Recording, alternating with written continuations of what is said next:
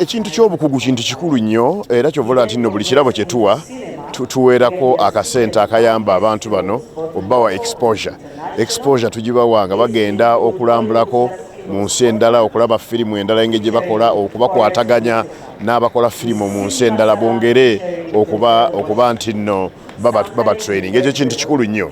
Ekyokubiri kutunda ggwanga lyaffe tutunde mpulira waliwo kati abeeyagalira mu documentary ezirabisa obi Uganda oli ne bulali nga kimusanyusa n'omugamba ogenda kufunamu ki kubanga Uganda lyato ffenna kwetuli bwe libbira ffenna tukola ki Uganda erina story ziri positive nnyingi ze tuba tuteekako amaanyi ebitusoomooza nabyo weebiri ebyo tujja kulaba engeri gye tubikolako naye story zitutunda nnyingi so tuteekeko amaanyi firimu eyogere story ezo nga tuyita mu kamera ezikwatiddwa abaana bannayuganda amaloboozi agannayuganda baproducer bannayuganda to promoting Uganda. Download the app on App Store or Google Play Store now.